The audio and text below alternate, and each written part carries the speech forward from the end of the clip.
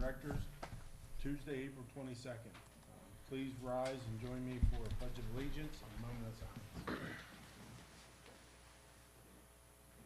Pledge allegiance to the flag of the United States of America and to the republic for which it stands, one nation, under God, indivisible, with liberty and justice for all.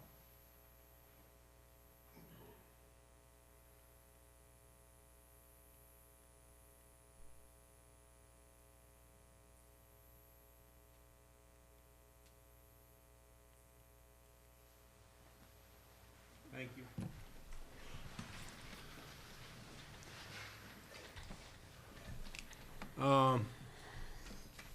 In a little bit of reverse order, I know I mentioned it before we adjourned, but at the conclusion of last 2 weeks ago, our previous board meeting, the board met in executive session to discuss negotiations and personnel matters.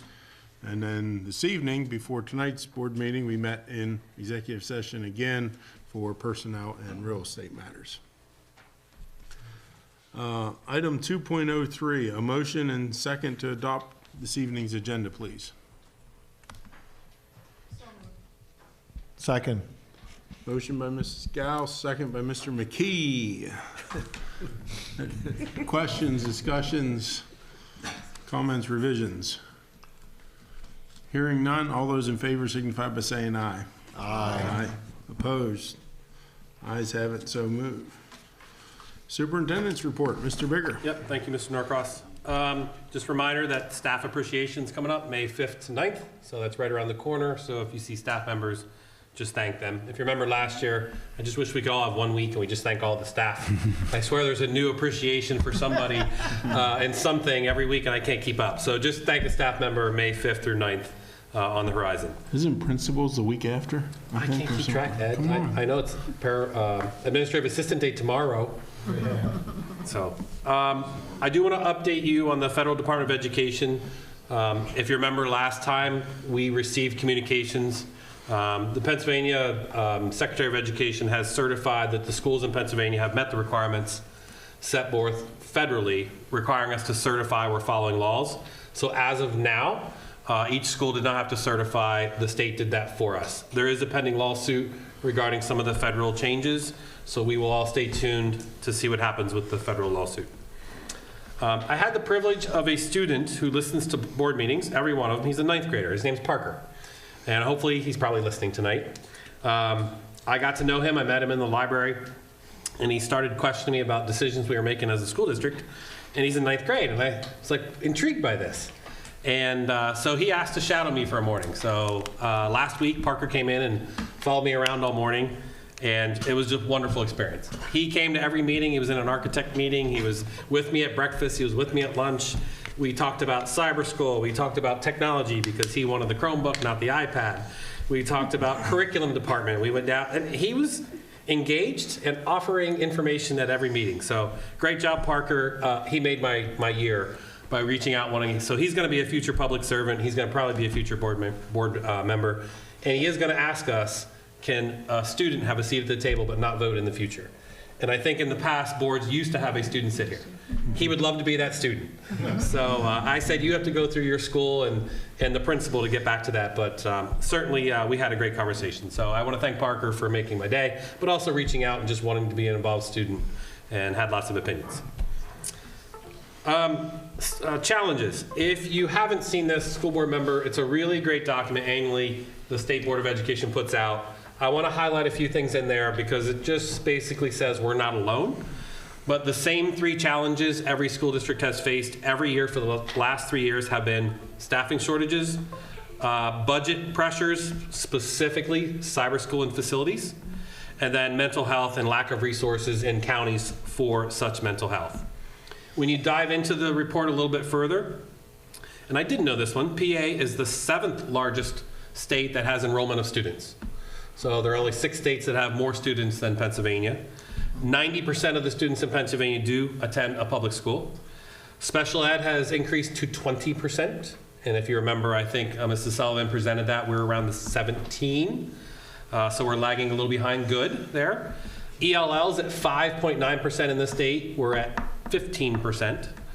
And then the Pennsylvania, and this was a new one for me, is the 5th highest district that requires local property taxes. If you rank the states on where dollars come to fund schools, local property taxes were 5th. There's only 4 states that require local dollars more than Pennsylvania. Other states have more revenues from state and federal. So I was surprised by that one. I didn't realize we were so heavily reliant on local taxes. And the last item related to that is it highlighted how schools have been very judicious. If you look at a 10-year look at cost drivers in school districts in Pennsylvania, guess what they are? Pensions, cyber charter reform, and special ed. And special ed has never been funded fully by the federal government. It's always been about half. Cyber charter is not a decision we made. That was a state decision. And certainly pensions are not a decision we made either. So when they did a nice analysis, they said local schools are doing a great job of controlling costs. These are the 3 biggest drivers where we have no control. So great report. If you hadn't had a chance, I do thank the SBA for providing that. End of report. All right. Thank you, Mr. Bigger. I did a Google search. So Principals Day is on May 1st. So staff, appreciate your principal on May 1st. And principals, appreciate your staff the following week. I know you do it all day long, every week, every year, all year, but that's the sequence. So my official board report tonight, and I'm not going to use the terminology, my old term, but schools of distinction by 2030. I'm going to sound like a broken record for the next couple months, maybe a couple years, but you've seen a lot of presentations, very good presentations from our professionals, architects, from our staff, from our administration. Lots of options, lots of scenarios, a lot of deep thought and discussions, and there's many more to come. Executive session topics for the board when it comes to real estate and contracts, and there's going to be a lot more public content. My point being with schools of distinction by 2030 is the presentations we've seen for about the past 2 months have totaled up to about $200 million.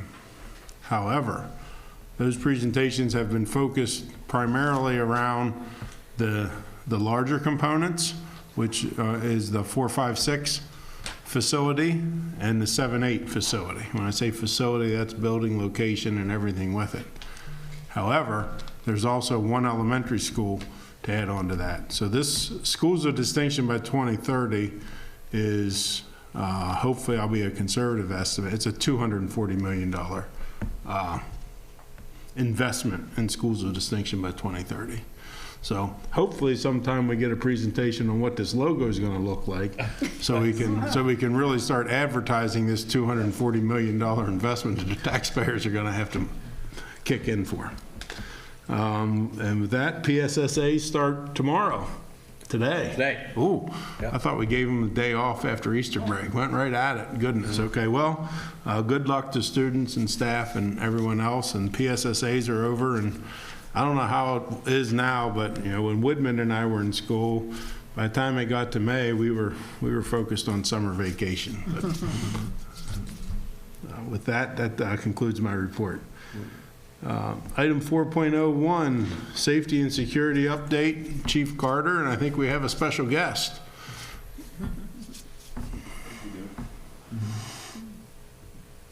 So with us tonight, we have our new Chambers Brigadier School District K-9 officer, Will Conford, and our K-9 gunner. So Gunner came to us about a month and a half ago, 2 months ago. Will's been working with Gunner. So this is the project and the idea that Mr. Bigger and I came up with, more so him than me.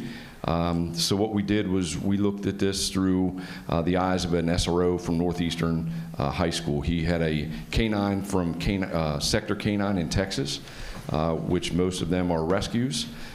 We looked at grants, and we actually received some grant funding to hire an officer and then hire Gunner as a K-9. The K-9 was a rescue. They had him for about a year.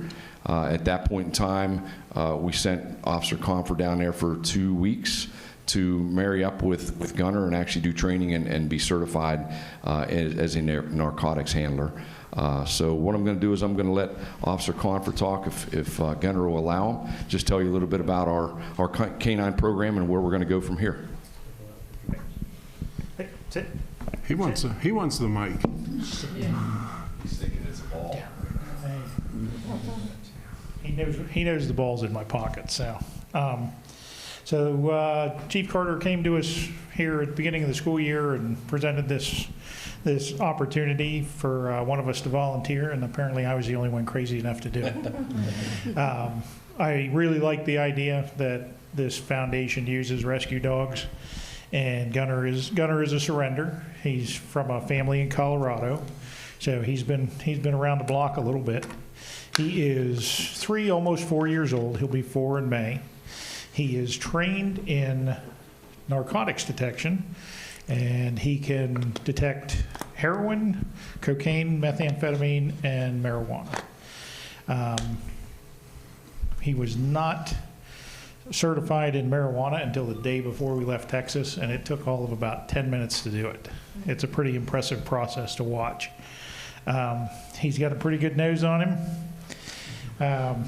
He's been getting a little bit of work here in the middle schools, a lot more training than actual searches at this point. But we have to do 16 hours of training a month, so we try and get that in a little bit at a time. Just makes it a little bit easier. We've had a lot of help from the community. Franklin Hardware was able to secure a donation for food for him through Diamond Dog Food Company, so they're supplying all of his dog food. Creatures Great and Small, of course, volunteered the normal veterinary services, so they've got that taken care of. And Protection for Paws, which was actually a local nonprofit that we were not aware, or I was not aware about until we started this. They donated a lot of the heat sensing equipment that goes into the cage that we have in the police vehicle. So we also acquired some training aids that will be extremely helpful in the program aspect of it. It's basically a ball launcher and some boxes that really kind of sets the mood for the younger crowd when it comes to showing off his abilities. So we have that all ready to go, and we're hoping to next year get a good elementary and even secondary program together and go out and do some programs for the younger kids and even some of the older kids. So. Any questions? So you say Gunner was rescued. Yes. How old was he when he was unrescued, and was he completely untrained? And he looks incredibly trained now and well behaved, so I'm impressed. That's because he knows his ball is in my pocket. So, no, he went to Sector K-9 in July of last year, and he was training from July until I got him in February or end of January. But he was officially fully trained, other than in the marijuana by, what was it? It was somewhere in October, I think, is when they called us. But he was a year or two old when he was rescued? He had just turned 3 when he was Wow. rescued. Okay. So he'll be 4 in May. So he's got a little bit later start than an average K-9, but he's pretty eager, and it's just all fun to him. So he just has a blast doing it. I'm sure the elementary kids and even the older will love having that dog around. Oh yeah. Everybody's constantly asking to pet him, which unfortunately not really allowed to do that, but at least not in the large crowd sense. He gets a little nervous in large crowds, but we're getting him used to that now. He's been to a couple of basketball games and he did pretty well, and he's starting to get more and more used to the kids in the halls now that we've been at the middle schools since we got back. So, but we'll be moving to the high school here shortly for our main office, and we hope to do at least a couple of searches, if not several searches every week. I've already put it out to all of the principals that he's certified, I'm certified, we're ready to go, and all they have to do is give us a call and we'll show up. Well, thank you, and welcome aboard, both of you. So, Other questions? Chief, anything else? I have two for you. Just, how do people respond to Gunner, like, since you've been out now? And then what are his cues for you to know something's up near a locker? Okay. All the kids love him. They're just, oh, look at the puppy, oh, he's so cute, and all that. And, oh, can I pet him? And unfortunately, I have to say no to that one.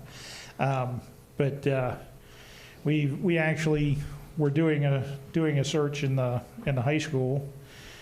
Just decided to do a random one just to get him started. And his alert, he has multiple alerts, but the main thing is what you're looking for is not necessarily an alert. It's called a change in behavior.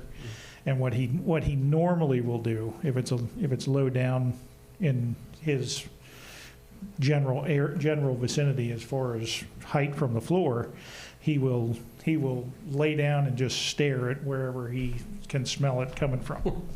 So, but he does not do that until he's been given his command. So, and we've had that.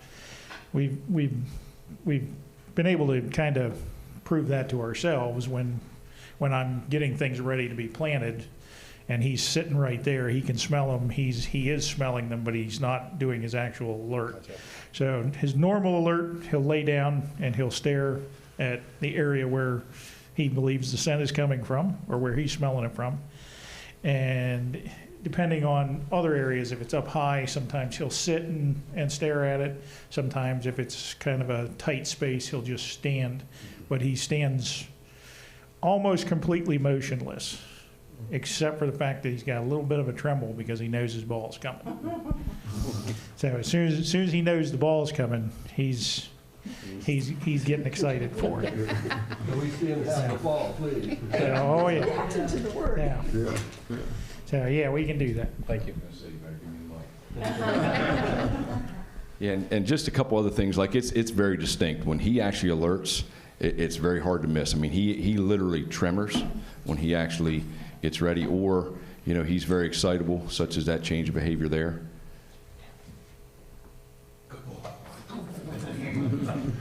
Just a couple things we've also done. We've done some bus training where we've done inside and outside finds on buses. We've done auditoriums. We've done classrooms, you know, locker searches. So, and again, the whole thing about the student thing is, you know, whenever we are able to do presentations in classrooms, that's going to be part of it. It's just a matter of the last thing we would want is him to be scared and actually bite somebody or us have an issue. So we're easing him into it. The hallway, the cafeterias, the basketball games, and I got to be honest, most of the staff is just as eager as the kids are, and we do get in trouble. I get in trouble all the time because he's not around enough. So we're working on that. But I do think, you know, as you guys can see, this is going to be an extremely beneficial program for us. And it's, don't get me wrong, you know, we want to keep drugs out of schools, but I do think it's about the positive nature and the positiveness of what we're creating here with the kids and the police officers and, you know, having that benefit, you know, in our schools. You know, you can definitely see the change of behavior when the kids are around. Even when he's doing searches, just the kids watching it and the, for lack of better terms, a little bit of a dog and pony show. When they see it, they realize it, they avoid it, but they stop and they watch. And then you can hear other kids. Kids in classrooms come out because they want to see the dog. So it's extremely, I think it's going to be an extremely positive program for our district. And I will tell you, there's not very many canines in the state of Pennsylvania. And where we got him from Sector Canine, they've been phenomenal. He's going to get recertified in June. This year. The other thing we may look at doing eventually is cross-training him in firearms detection too. So that's something we may look at, but we want to ease him into it, make sure him and Will are comfortable with that. The principals have been extremely open and you know, wanting us to come into the schools. So as we go through this process, it's gonna open a lot of doors for us for sure, even in the community alike. So, any questions at all? All right. Thank you. Wonderful. Thank you. Wonderful. Thank you. Welcome aboard, Gunner.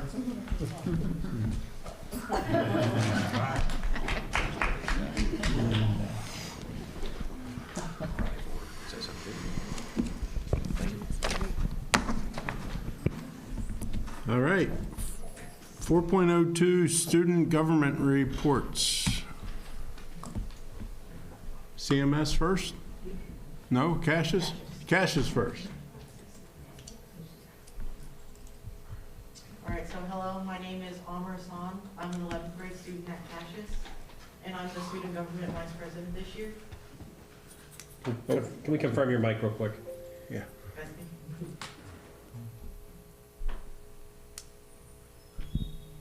There you go. Oh, boy. You have to hold it Thank you. close. There you go. Thank All you. right. Yeah.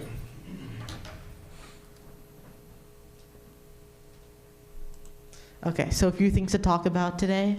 Talk about the field trip that we did to DC, upcoming academic happenings at Cassius, and a few extracurricular events that are going on. So first, I think it was last month on March 18th, we took a trip to the National Mall in Washington, D.C., and we looked at the Lincoln Memorial, the Vietnam War Memorial, the Washington Monument, just a few cool places, and a lot of museums like the National African American History Museum, and it was a good experience. We learned a lot, and we had a lot of fun. There were about 40 of us and 3 teachers. And a few upcoming events on the academic calendar. In April, May, we're super busy with testing, APIB testing. That should be starting on May 5th. That's in 2 weeks, I believe. And then Keystone should also be on May 12th and 13th. And then Color Day, it's next Friday. That's always something that excites the student body. And then also Special Olympics, that's on May 9th. We've had to change the date for that multiple times due to multiple conflicts, but that should be happening very soon. And I think that's all. Yeah.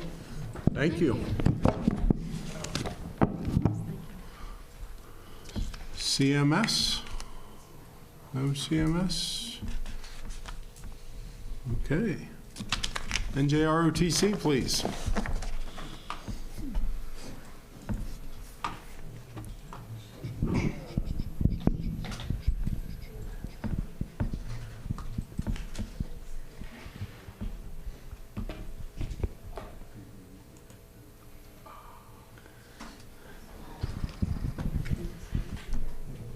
Going back all the way to March, the first thing we did was the AMI. It's a chance for cadets to showcase everything they have learned from the beginning of the year. This year we had 130 cadets and about 300 people in the audience, the most we've ever had so far. We hosted an academic team brain ball. 4 cadets were carefully chosen from the academic team that got to compete against 6 other schools. And they won. Now they're going to get to go to the national championship on April 26th at the Naval Academy. The Cassius drone competition was the same day as the brain brawl. It was our very first competition. We competed against the 6 other schools. Not everybody got to compete because there wasn't enough time. We placed 4th, and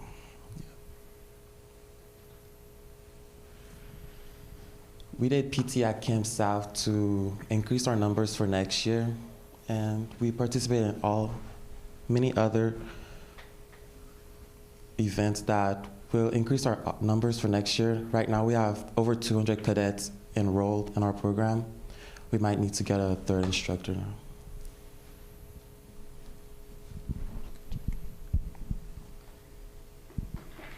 Hello, I'm Cadet Jacka.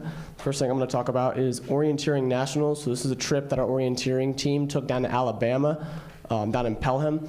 And this was a big step up for our orienteering team compared to last year, since last year we did not qualify to go to nationals. We didn't place high enough in our area championship. However, this year, hard work paid off. We had a really good team captain who organized a lot of stuff and planning. And then once we actually placed to go down to nationals, he organized a lot of fundraising, which I'll talk about some of that more later. But this was just a great opportunity for us to get a new experience. Like I said, a big step up for the orienteering team. As you can see, we had 2 teams enter. Junior varsity, we placed 17th in the nation out of 42 teams, and then varsity placed 21st out of 44.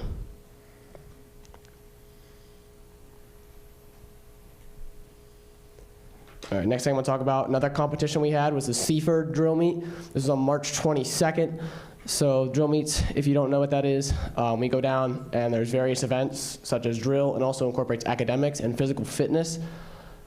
For this, we had to pivot a little bit. We went down under the anticipation that this was going to incorporate our first-year cadet teams as well as exhibition teams. So that's more of our tricks with like rifles, and it's less strict drill. It's more of the fancy stuff. That we heard last minute was actually not going to be involved. But one thing ROTC has taught us is how to pivot. So what we did was we pivoted, incorporated what we needed to do, put in our teams that actually needed to compete, and we did pull out first place in that drill meet, which was the area championship. So we won first in that. It's also the NS4s, the fourth year cadets, last drill meet with us, the last traveling one. So it's kind of sad to say bye to them, but they've had a good time. So they've taught us a lot, so we should be ready to tackle next year. All right, second drill meet, this one's a little bit bigger. We had the Nationals drill meet, which is usually held down in Pensacola, Florida. However, because of budget cuts and stuff like that, we were not able to go. They canceled that. We had to pivot again and do a virtual one. So we had 2 Navy active duty enlisted people come help us, and they were our monitors. And yeah, they helped us record and whatnot. We entered all of our normal teams, except NS1s, they don't compete at this level. But the exhibition teams were able to compete here. And we've been to nationals one other time. That was our first time, so that was kind of a guinea pig round, a little warm up. So this year when we went back, we did a whole lot better. We placed 15th overall in the nation. Just incorporating drill, we placed 11th. So if you take out PT and academics, we actually placed 11th in the nation. Armed regulation is a good thing to note because we got 5th place, which top 5 in this event bring home a trophy. So that's our first trophy from a national event we've ever earned. So that was a big accomplishment for us. And then also notably, all of our regulation drill, which is the normal stuff, not any of the fancy flipping rifles and stuff like that, they all placed in the top 10 in the nation. So we had a good instructor, taught us how to drill really well. As you can see by the results, we placed really high. A trip that me and Cadet Satut recently took was to the Naval Academy visit, where we went and we had 2 active duty Navy ensigns, which is the first officer rank in the Navy. They just graduated from the Naval Academy and were waiting for a job assignment. They took us around a tour. It's a very nice campus. It's definitely very expensive. But the good thing is you learned that if you go there, Navy pays for all of it, so you don't got to worry about any of that. Afterwards, too, we got to go take a nice little, just kind of stroll around the surrounding area in Annapolis. Got to eat food. It's really good food down there, so that was definitely worth it. All right, one of our most recent events was the military ball, so this is something we hold each year. And it's a good way for cadets to be publicly recognized for all their accomplishments. Our company, we learn things like if we got distinguished unit or stuff like that. It's just a good time for cadets and the whole unit to be recognized. This was actually one of the biggest balls we've had. I believe it's the biggest. We had most guests in attendance, sorry. As you can see, we had 15 cadets receive civic awards. So these are awards from civilian organizations. I think this was the most civic awards we've had go out to, which these were the ones that carried over. If we didn't give them out already at the AMI, we gave the rest out here. And then 6 cadets were also awarded scholarships. We had 2 Navy ROTC scholarships. Almost $500,000 was given out, so that was a lot. Those recipients were our commanding officer, Addison Hollinshead, and then also the director of transportation's son, Liam Kirkpatrick, received the NROTC scholarship. And then we had 4 more ELK scholarships of $1,000, as you can see there. Some other awards that our unit always gives out, these are the ones from our book, such as Honor Cadet, which is for the top GPA. Distinguished Cadet is the top overall well-rounded cadet. Then Aptitude is top 10%. In addition to that, Outstanding Cadet, which is top 25% for the classes. Those awards were all given out, and those cadets were all recognized for their accomplishments. Our guest of honor was Captain Mike Majewski, and he is one of the instructors at Penn State. So speaking about awards, continuing down that path, this is some more of the awards that were given out. The top 7 on this list were the ones given out at the AMI. The rest of these were all the cadets who were recognized at the military ball.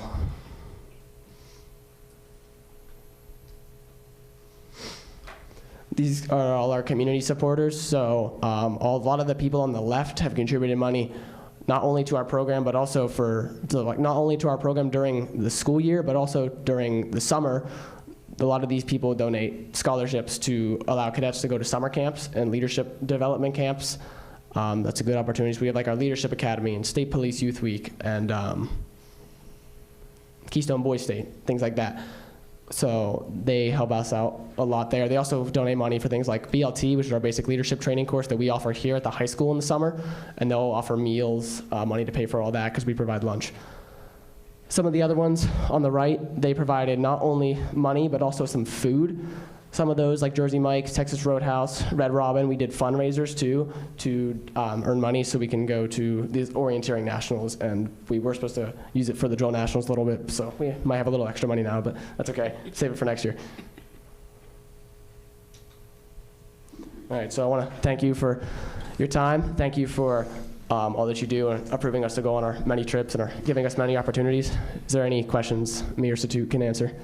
I've got one, or comment. I do have a question. Number one, congratulations on the y'all's accomplishments. That's pretty good. Number two, the academic team brain brawl, was that done? Was that done like remotely? You guys, I'm looking at the picture here. Everybody, they're sitting at a desk. Who all were you competing against in that?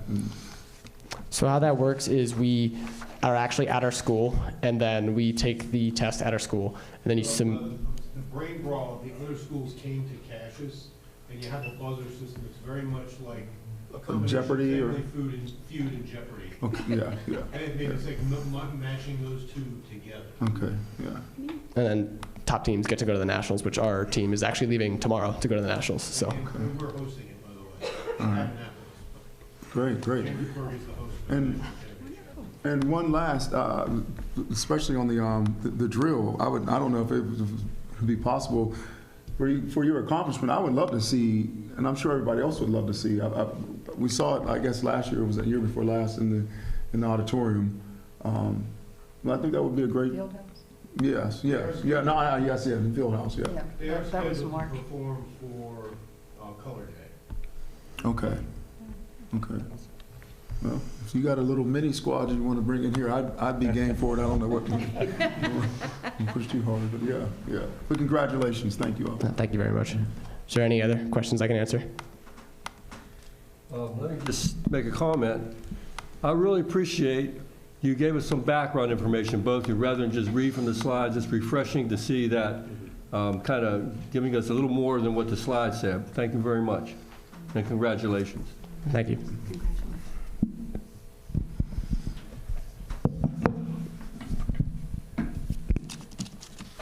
Thank you, cadets. Item 5.01, privilege of the floor. Didn't have any members of the public sign in for a public comment, but that is not a prerequisite. So if there's any members of the public who would like to comment on any of the agenda items, now's your chance. Okay. So, consent agenda, new items. These are items that we did not discuss 2 weeks ago at the Committee of the Whole. So it's items 7.01 through 7.14 is what we will be voting on. Before we have a motion and second for those items, I just ask, are there any board members that would like any of those 14 items maybe pulled out separately for any discussion or separate votes? I would like item 7.11 pulled for question or comment, please. Okay. Any others? Okay, hearing none, then a motion and a second, please, for items 7.01 through 7.10 and 7.12 through 7.14. A motion and second, please. So moved. Second. Motion by Mr. Haydick, second by Mrs. Gogler. All those in favor signify by saying aye. Aye. Opposed? Ayes have it, and so moved. Next is a motion and second for item 7.11, reinstatement to the district.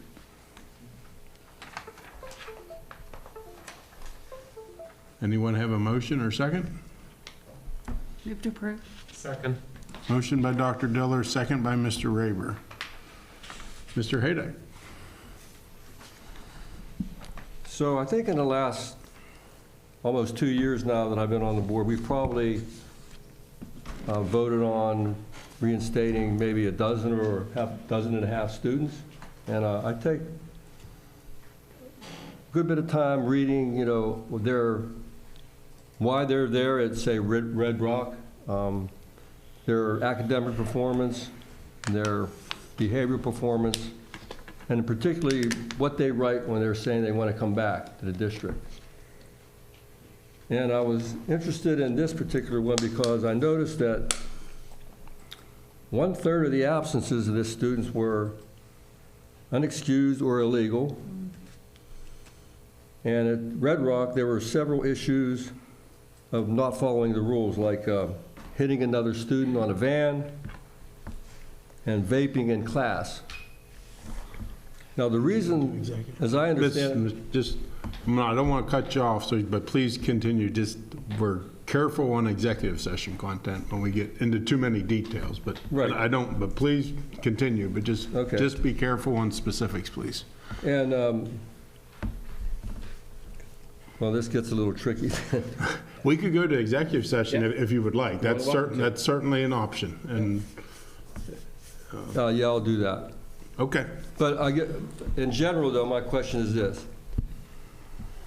If one were to read all the information that's presented and feel that the student is still somewhat at risk, and maybe they haven't really learned what they did wrong, or, you know, and some sort of remorse over their bad behavior to get there in the first place, what does the district do to help them transition back to general population, if you will, with support or some additional supervision or monitoring their behavior so that they don't fall back into that kind of behavior? I think the proposal is they'd be in the CABS class initially. Correct. Let's have if we want to go to executive session, just have a motion and second, and we can adjourn to executive session. We'll take Dr. Long and Mr. Woodman with us, maybe if there's any details required.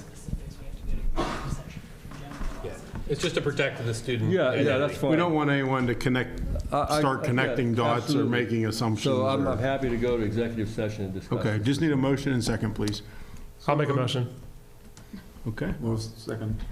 Either way. Motion and second. We don't need a vote for that. Okay. We are going to go to executive session, across the hall, and we will return.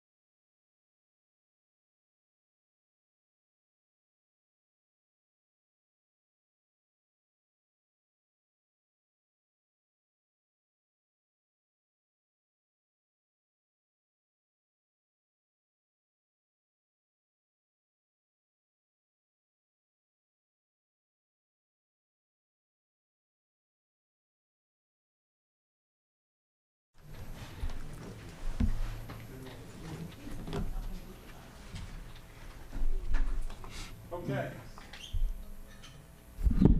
go ahead and call our meeting back to order. Board is back in public session. So we have item 7.11 that is on the table. We have a motion and a second. Any other comments? Hearing none, all those in favor signify by saying aye. Aye. Opposed? Ayes have it and so moved. Consent agenda part 2, previously discussed at committee of the whole meeting. Items 8.01 through 8.10. Mr. Bigger or your team, do you have any of those items you'd like to comment on before we have a motion or second? Not at this time for me. Okay. Any board members, does anyone would like any of the items from 8.01 through 8.10 to be pulled out and discussed separately? Okay, hearing none. Need a motion and second to approve all 10 items in the consent agenda for Section 8. Move to approve. Second. Motion by Mr. McKee, second by Mr. Haydick.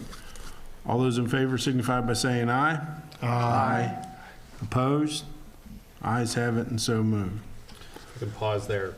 We do have a couple people here that were approved tonight. First, I want to thank Mr. Nelson for coming to all the board meetings even before his new job started, so thank you. Dr. Herbert's here. She was on the agenda. I don't know if you want to say anything tonight, and so is Brad Ocker, Mr. Ocker. So I don't know if you want to say hello, or you're just here to watch the meeting. Sure, I'd love to say something. Yeah, go ahead. So first, I would like to thank everyone who's here, guests, and board members for providing me this opportunity. Back in 2007, I had the honor to come here to Chambersburg as an assistant principal at Chambersburg Senior High School. I've spent all my entire time there since then. It's exciting to take on this new role, having had opportunities in kindergarten all the way up through 12th grade now as either an educator in the classroom or as an administrator. I truly believe that what Mr. Bigger is bringing to the district is something that we've needed, not just here in Chambersburg, but also in Franklin County. So I'm excited to take on this new role. I'm hopeful in the next 10 years, definitely have a school distinction that provides students not only a diploma, but also a plan once they graduate for their career. So thank you again, and I appreciate it. I'd like to comment, I want to thank Mr. Ocker. I had the pleasure to observe a special education class a couple Mondays ago, and Mr. Ocker graciously took some of his time and invited me into his office, and we had an opportunity to chat. I got to see a lot of the turkey feathers all around the joint. Very interesting, but he was a gracious host, and I really, really valued the opportunity to see what was going on in the classroom and to appreciate the challenges that not only special ed teachers, but all teachers have to deal with on a day-to-day basis. And I think this district is doing a great job, and thank you very much for the job you have done, and I'm looking forward to your new role as well.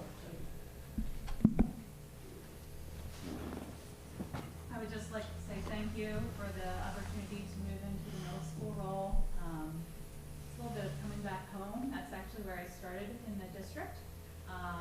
So I just am very excited to work with a brand new team. I'm very excited about my daughter's principal. I'm not sure if she's very excited about that, but I do welcome the new challenge.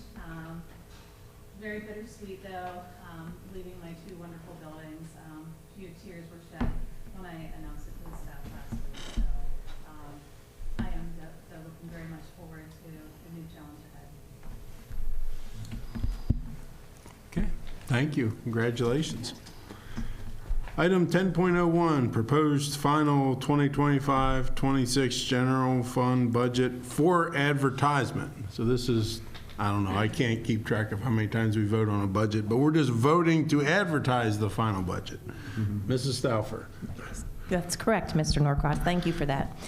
So yes, I'm representing a budget this evening, total expenditures of $213 million, total revenue of $210,000, does represent a budgetary reserve of $5 million.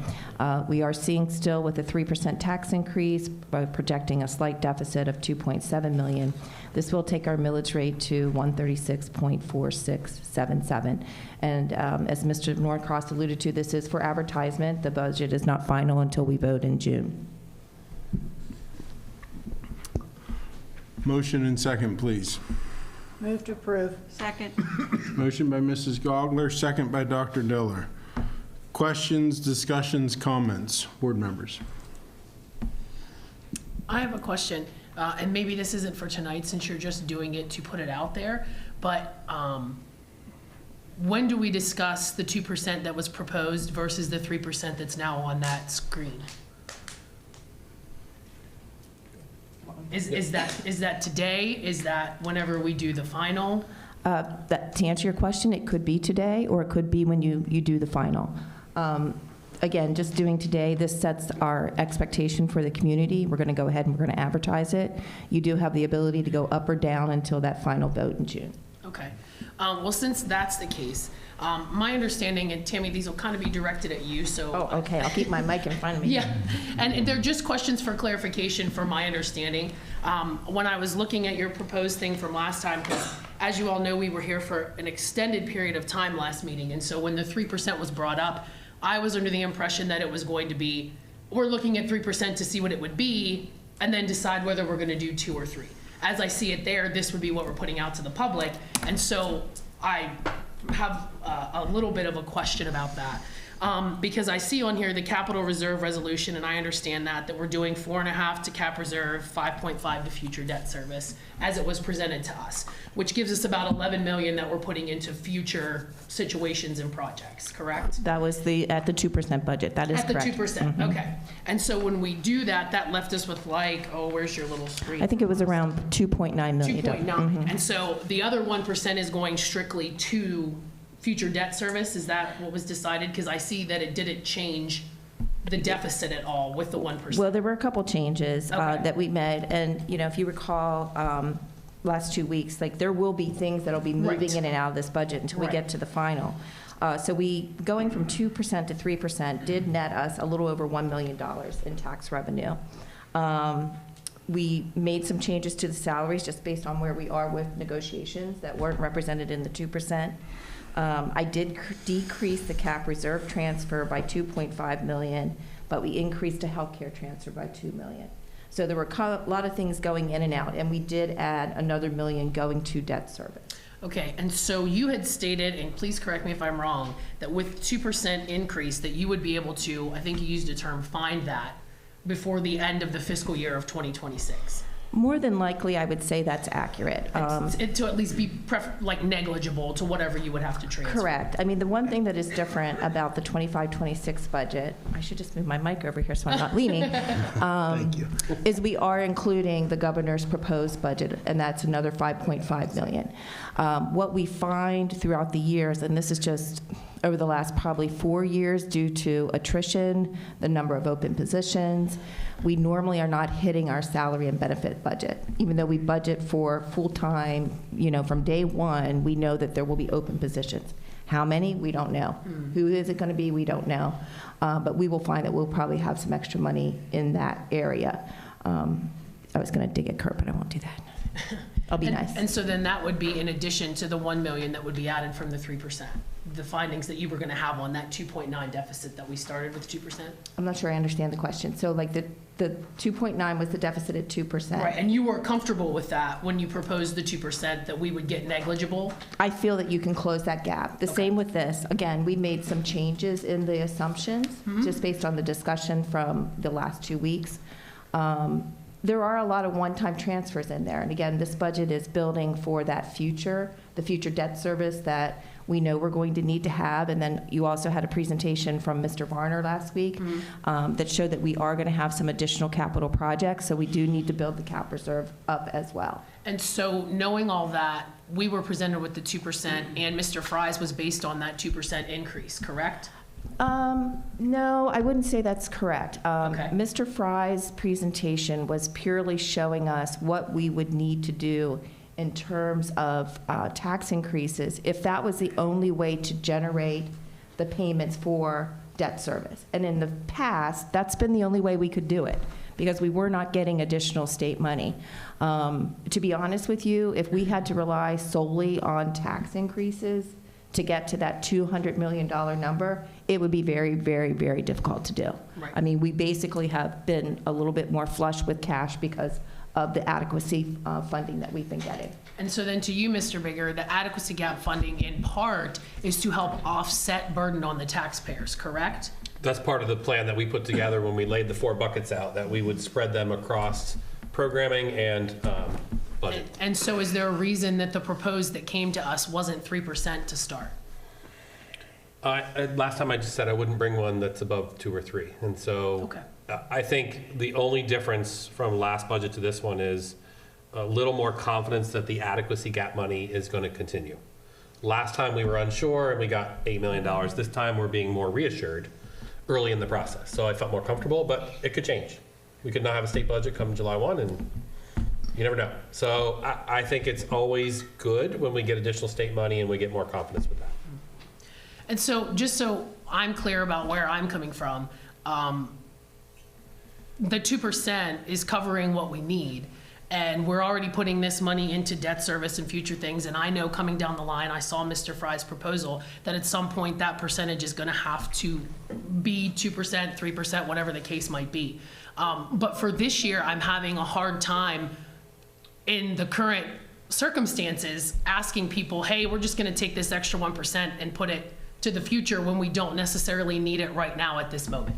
I've had people reach out to me regarding the tax, and I believe in incremental tax increases. I believe 2% minimum, 100% I believe in that.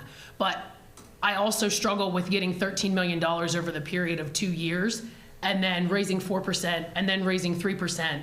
And it's just a struggle that I'm having if we don't absolutely need to do it, because we're already putting 11, or I think you did change the numbers there, so maybe a little less than that, into those. Why we need to go after the other percent right now at this time when 2 was proposed and seems sufficient. So that's just where I'm at for myself at this point. Other board members?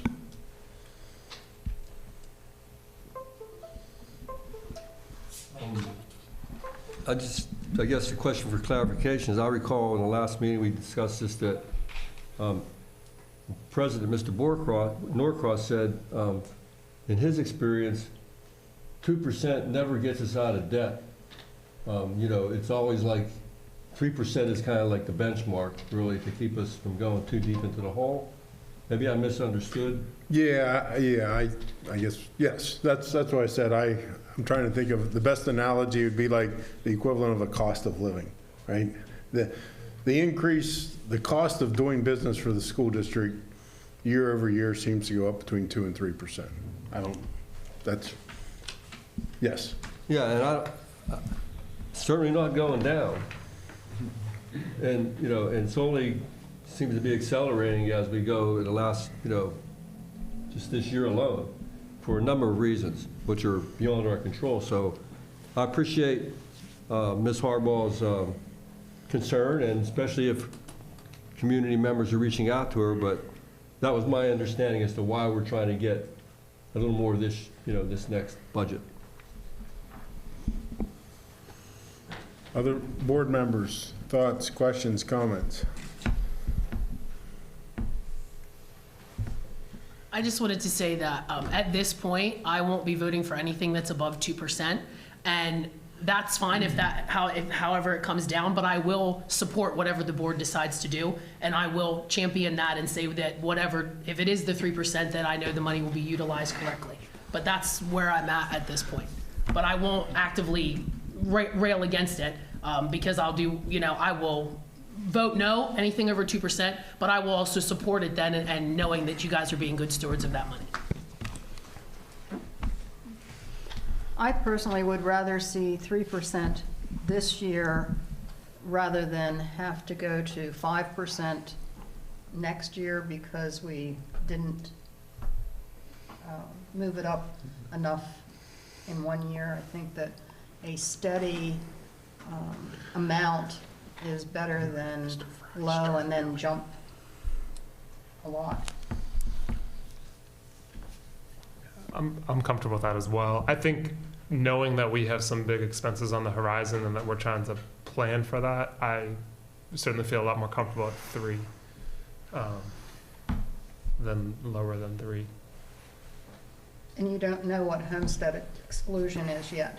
No, we will not get that data from the state until May 1st, and then the county will actually release also the number of homestead farmsteads for us on May 1st. So we'll be able to do that calculation.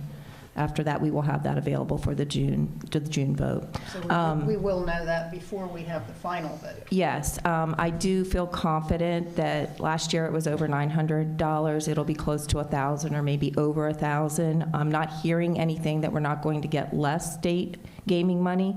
And we do have money in the committed fund balance that we need to push out, that we've been trying to do that over the last couple of years.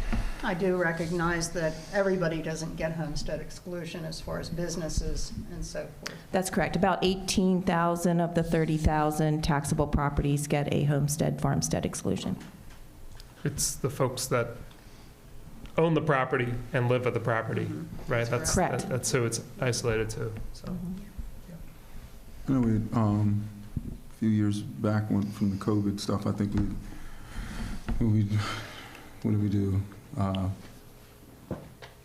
We kept it at 0. We said we're gonna. Bad decision. That's where I was going. Yeah, that's where I was going. We said, and I was part of that, and I was a yes vote on that, and it came back to bite us. I think we realized it's never not going up, and we need to do something to keep it. And if I'm correct, I think my colleague was a. Yeah, but anyway. History lesson. Yeah. All right. I got you, Dad, history. Yeah, and that's a good example, and there's been other examples for whatever reasons, but that COVID example is, okay, there was ESSER's money. So we have ESSER's, and that's fine for that year. But what happens, the cost of everything's going up. So, yeah, that covers this year's expense. But then next year, in the case of ESSER's, it was 2 to 3 years down the road, right? Everything had that incremental increase. We have contracts that are incrementally increased. The contract increases didn't stop with COVID and ESSER's. They continued. So when you don't keep pace with that 2 to 3%, then when you come off that one-time funding or ESSER or something, now you have to make it up somehow. Yeah. My thoughts and comments, I have a lot of them, but I think maybe one thing that might help, and I think Ms. Harbaugh has a great point there, the $14 million in this adequacy funding or whatever the number is. I know it's a moving target. I think it might be helpful. I know it would be helpful to me and maybe other board members, but even certainly the public, exactly if we detail out how we're spending this $14 million. I know I had a question 2 weeks ago, about where part of the 5.5 of that was going into the debt service fund. But maybe we provide some more detail into the proposed expenditures of this adequacy funding. I think that might provide some clarity, even to myself, because I'm not, as Chris and I had a conversation late today, and I was still asking him questions about it myself. So I think that would be helpful. I know it would be helpful for me. Okay. Reluctantly, I'm still going to support the 3% tax increase. And my basis for it, as I explained 2 weeks ago, was, it was proposed, the administration had proposed it at 2%, and many, many months ago, when it was presented at 2%, I questioned it then as well. But, all right, when I suggested going to 3%, it was going to then be 2% operation and 1% into, an additional 1% into debt service. I don't think if I understood you correct, I don't know if we did that 1% into debt service. We did $1 million. We did. But that's not 1%. It's close to it. Okay. 1.1. The other thing that I did, and we said about, I suggested that instead of 4 million going to cap reserve, that we, it was 5.5 million to debt service, 4 million to capital reserve. That we go 2 million to capital reserve and 7.5 million to debt service. I am very, very concerned with the debt service, and we don't know what we don't know. And I hate when people tell me that, and I can't believe I just said it. But anyway, but we just don't know where we're going to be. This thing is so fluid with the final scope that, the board gives the administration direction on. And then the budget on that final scope is still a guess. You don't know what the hard dollars are until you actually have bids in hand. And again, it's $240 million. The chart that we had with Mr. Fry took us to 200 million. Okay, now there's other ways, and maybe that'll be part of this adequacy gap funding detail too, how we can build up for that other 40 million. But again, I'm disappointed that it's not 7.5 million plus 1% going into debt service, because that's what I was hoping, suggested when I was willing to go up another 1%. And going up another 1% meant there would be 2% going to operations versus 1%, and this is Ms. Harbaugh's point, then the deficit should have gone down by more than 200,000. So I don't want to get into a tax and spend mentality where we're just raising taxes, although now we're going to have to spend it here.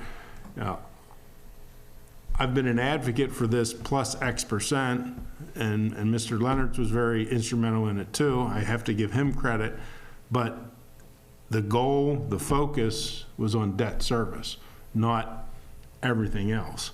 And when it goes to capital reserve, I know last time I said about, okay, I'm okay with 2 million. I'm not so sure, especially if I'm now still seeing a 2.7 million operation deficit, that capital reserve should not be a budget line item. I think, at least in these next couple years, until we get a better feel of what our total debt service annual payment's going to be, capital reserve should be the old-fashioned way. In the old-fashioned way, it's truly a reserve. It's whatever money you have left, then you put it in capital reserve. You don't budget for capital reserve. If you want $2 million in capital reserve, then go out and find a way to save $2 million. Or hopefully revenues come in, which makes it easier. Then you don't have to save it, you just have more, but don't spend more if you have more revenues coming in.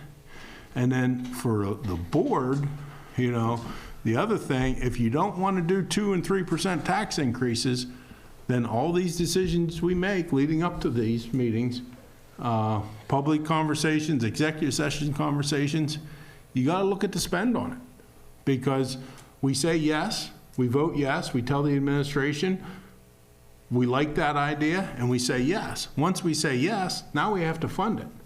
So if you don't like the 2%, you don't like the 3%, then we need to start having that discussion every time we're talking about adding X, adding Y, adding anything. We can't say yes to everything and say no to tax increases.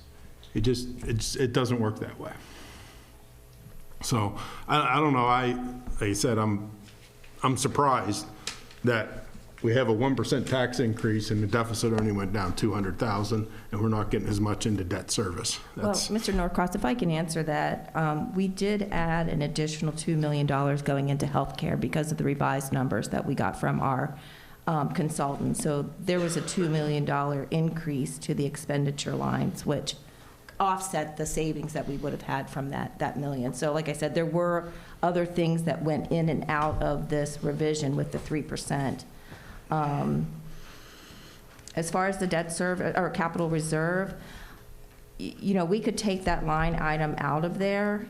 To your point, it could be done at the end of the year, which is what we do a lot. We do have spend limitations. you know, whenever you submit the budget to the state, our spend authority is 213 million.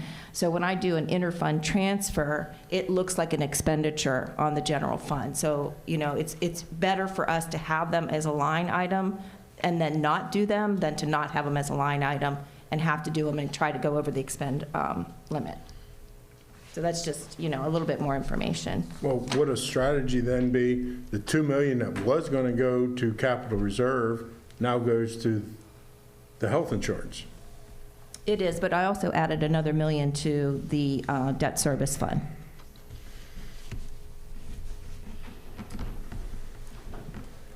Okay.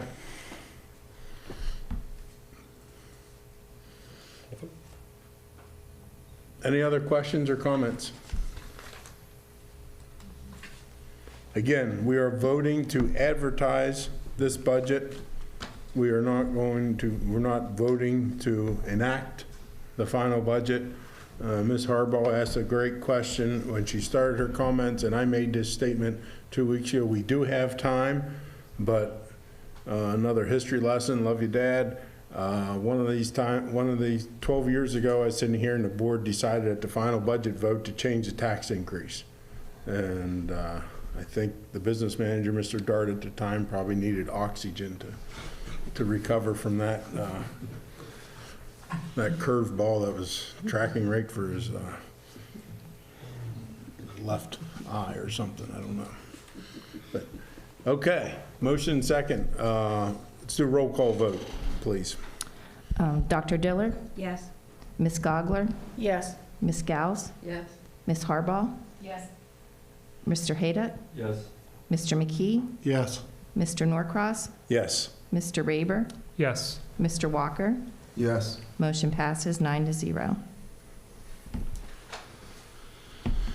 Okay, item 10.02, capital reserve resolution. Mrs. Stauffer, we did discuss this last meeting, but Correct. Basically, the major change to this is it gives the board the flexibility to put the money either into the cap reserve or to future debt service.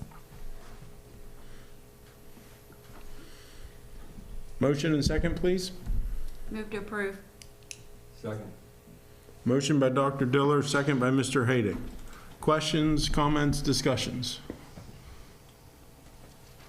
I'll just add one comment. I know it says, I sound like a broken record here, it says and/or capital reserve debt service. I like to focus on debt service. That's my comment. All those in favor signify by saying aye. Aye. Opposed? Ayes have it, so moved. Item 11.01, second reading of policy 815.2 website. Motion and second, please. Move to approve. Second. Motion by Dr. Diller, second by Mrs. Gauss. Questions, comments, discussion? All those in favor signify by saying aye. Aye. Aye. Opposed? Ayes have it, and so moved. Item 12, new business. Board members, any new business you'd like to bring up for maybe future board meeting discussions? Nothing for future board meeting, but I wanted to ask, since I'm on the LIU board and there are some significant changes that are upcoming in the way that they are going to be moving forward and services they're going to be offering and et cetera, would you guys like me to put together a little synopsis of what we're doing out there and send it to you each month? That way, because I kind of tell you what we're doing, just the broad strokes sometimes when we have the meetings. But if you'd like, I can keep you a little more up to date because it's moving relatively quickly. And Chris, you know, if you want to speak on that, because I know that you've had some superintendent meetings with Dr. Marchese, but they're looking at revamping a lot of different things. Tammy, I think you'll be excited because he's looking at no more, what is it called? No more reconciliation, just flat fees, so you're going to know what you're getting and that kind of stuff. So there are some changes coming with that.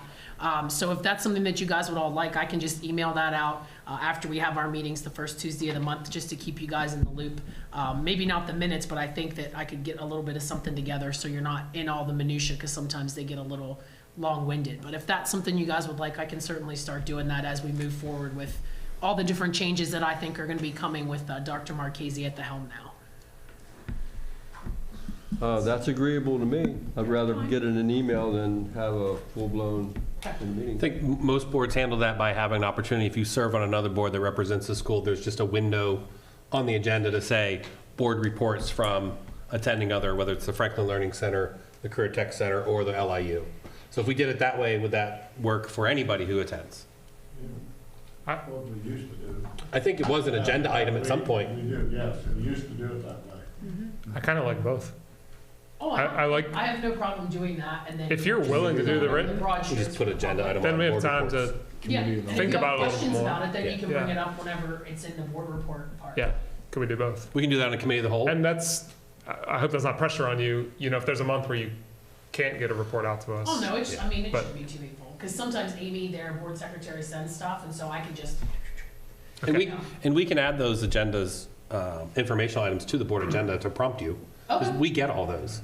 So you don't have to do the heavy lift. did she send the early light or whatever Yep. it's called to you? Dawn's early lights, yeah. Mhm. Now we're talking about heavy lifts again. Well, it's a prompt. He It's a said- prompt. We can put it in the informational sections, we can do a section. Okay, up to you any guys. other new business items, board Yeah, members? I have Yes, sir. one. You have something? Oh, okay, sorry. So I know that the policies, 100 policies that deal with the board operations, we're in the process of getting ready to present that for review and the vote. But I know there are probably a lot of other policies that are woefully outdated, and many of them probably just require review and probably no update, but some of them are driven by concern from the community or other things that make them a kind of a higher priority. I'd like to know if maybe over the summer months, there might be kind of a schedule that we could see that, yes, they're going to be addressed, and, you know, every meeting we have, there'll be one or two thrown out there to make us, you know that we're making some progress on reviewing and changing those policies if necessary. Yep, our plan is to get, make sure all policies are not more than 10 years old, and we'll start that July 1. Bev and I did that in Littlestown. We'll do the same thing, and it's a pretty nice process she'll put together with me, and then we'll move forward. We've had a few out from Mrs. Lang already, because the policy came into the superintendent's office. It used to be, Tina, was that you? Used to be in the HR office, so we moved that over to the superintendent's office, so we'll get started on that July 1. Did we not address 1101? Yes, we did. Yeah, we're. Okay. I think, didn't I? That's what we just voted on. Had me second guessing myself. Not too hard to do. Wait a minute. 8:30. Well- Any other new business? Mrs. Gogler? Yeah, I know we passed a policy relative to artificial intelligence. However, I'd like to know at what grade level and what plan there is to assure that we are getting our children prepared for artificial intelligence and that we are not going to end up being 10 years behind like we were with STEM a few years ago. I know that it's something that I'm not going to have to deal with, but my future people are going to be dealing with it on a regular basis. And we need to have a clear, not just district policy, but a plan as to how the education and the implementation is happening. For those of you that stalk our agenda prior to final approval, there was a technology, AI, and data presentation. We did a practice run this morning, and we decided to delay it because we had some changes to it. And I do want to thank Christine and the team for a great presentation, but we had to make some tweaks and adjustments. So we will get that slated for June right now, because May is a very stacked month for presentations. So she got bumped till June, but you'll be pleasantly surprised with the AI information coming on that presentation. Well, I participated in a webinar recently that they were talking about this and made me so aware of the importance of getting ahead, not behind. I'd like to add, when Faye brought up the STEM, at one point, the board had decided that we want STEM clubs at the elementary, and I know some of the elementary schools, I believe, have them, and some don't, and I would hope that with the new director, that we could get them happening at all buildings, elementary buildings, even if we have to have a substitute teacher or someone else teaching it, some way of covering all the buildings instead of some having it, some don't.